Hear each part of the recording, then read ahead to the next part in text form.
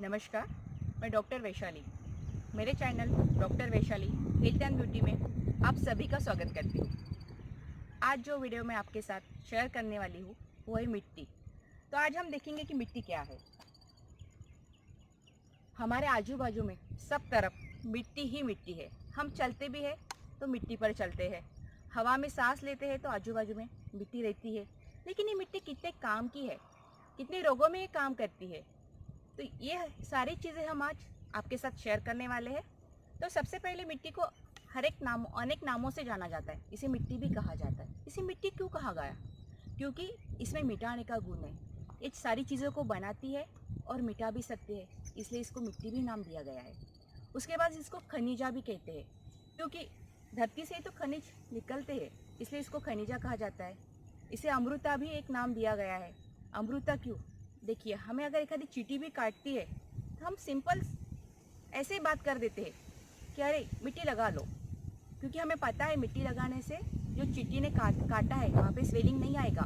उसने जो भी वहाँ पे जहर छोड़ा है वो निकल जाएगा। और हम देखते भी है कि वहाँ जो स्वेलिंग आया वो निकल जाता है, अगर वहाँ पे पसल्स आया है वो भी निकल जाता है। इसलिए इसे अमृता भी कहते हैं। इसे रसा भी कहा जाता है, क्योंकि जो भी रस है, हम रेगुलर खाने में जो भी हमारे रस आते हैं, अम्ल रस, कषाय रस, तिक्त रस, मधुर रस, ये सारे रसों की निर्मित मिट्टी से ही होती है। इसलिए मिट्टी को अनेक नामों से जाना जाता है। इसके अनेक गुण हैं। इसको हर बीमारियों में इसका बहुत अच्छे से उपयोग होता है। तो आगे हम देखेंगे कि इसके गुण क्या है। चलिए अब मिट्टी के गुणों के बारे में देखते हैं। मिट्टी में सबसे बढ़िया गुण है क्षमा करने का। देखिए, हम उस पर चलते हैं, उस पर गंदगी करते हैं, थूकते हैं, पॉटी भी करते हैं, लेकिन वो कभी पलट के जवाब नहीं देती है हमें, इसलिए उसको क्षमा भी कहा जाता है। बहुत बड़ा गुण है उसका क्षमा करने का।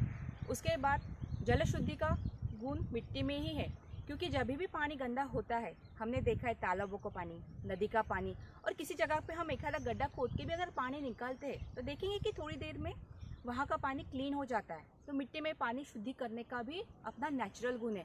उसके बाद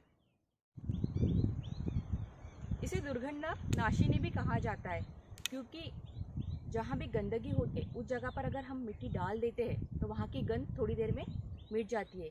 इसीलिए तो पुराने ज़माने में घर माटी से लिपा करते थे, तो देखते थे कि वो घरों की कितनी अच्छी खुशबू आती थी, इसलिए इसको दुर्गंध नाशिनी भी कहा जाता है।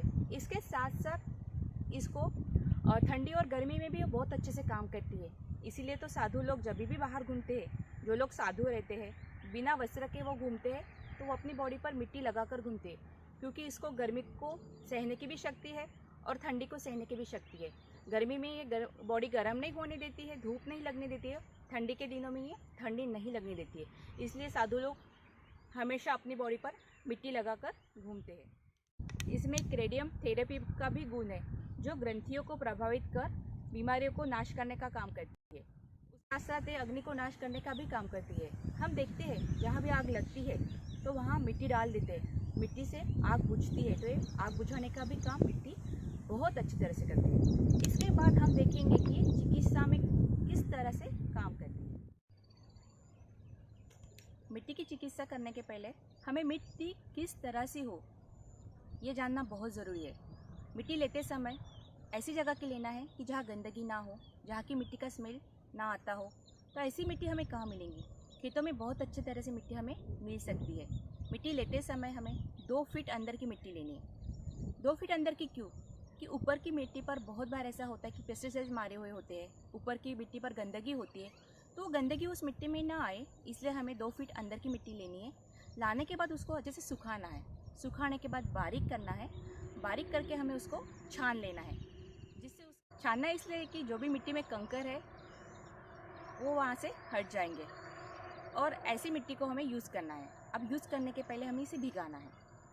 अगर हमें कल ट्रीटमेंट करना है तो हमें आज रात को उसे भिगा के रखना है, क्योंकि क्या होता है कि अगर जितनी ज़्यादा मिट्टी भीगेगी उतने उसके रोए टूटेंगे और वो बहुत सॉफ्ट बन जाएंगे। कभी कभी ऐसा होता है कि टाइम पे हमें एक आधी बार काम आता है, एक आधी बार चींटी ने काट लिया तो टाइम पे ही हमें उसको भिगाना पड़ता है। तो उस समय हम ऐसा कर सकते हैं कि टाइम पे लेके भी हम उसका यूज़ कर सकते हैं। लेकिन हमें अगर कल का पता है तो मिट्टी को हमें 3-4 घंटे पहले कम से कम भिगा के रखना चाहिए और बाद में ही उसको इस्तेमाल करना है। अब मिट्टी कौन सी बीमारियों में काम करती है। अगर आपको कोई भी स्किन डिसीज़ है तो स्किन डिसीज़ में बहुत अच्छी तरह से काम करती है। जैसे बालों का सोराइसिस, आजकल बालों का सोराइसिस बहुत बढ़ चुका है। ऐसे समय पे मोटा लेप स्काल्प में लगाना चाहिए और सूखने के पहले जैसे हीट ज़्यादा बढ़ती है, आपको लगेगा कि लेप गर्म होने लगा है, तो वहाँ से वो लेप को धोकर हटा देना चाहिए। इस तरह से अगर आपको ज़्यादा सोराइसिस है तो इस तरह से आप 7 दिन कंटिन्यू वहाँ पे मिट्टी का लेप कर सकते हैं। उसके बाद अगर आपको बुखार आया है तो तलवे को भी आप मिट्टी लगा सकते हैं। अगर आपको पिंपल्स आए हैं तो पिंपल्स में अगर आप नींबू डाल के मिट्टी को भिगाते हैं और वो पैक आप फेस पर लगाते हैं तो आपके पिंपल्स हट जाएंगे। अगर आपके बाल रफ़ हो चुके हैं तो कंडीशनर का भी काम मिट्टी बहुत अच्छी तरह से करती है। तो ऐसे में भी बालों को अगर आप मिट्टी लगाते हैं और सूखने के पहले निकालते हैं तो नेचुरली आपके बाल थोड़े बहुत ब्लैकिश और कंडीशनर हो जाएंगे। इस तरह से बहुत सी सारी बीमारियों में मिट्टी काम करती है। अगर आपके पैरों की एरिया फटी है तो उसमें भी मिट्टी बहुत अच्छी तरह से काम करती है।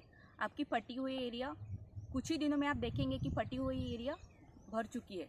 इसके साथ साथ हफ्ते में एक बार अगर आप मिट्टी स्नान करते हैं आप खुद देखेंगे कि उसकी रिज़ल्ट क्या है।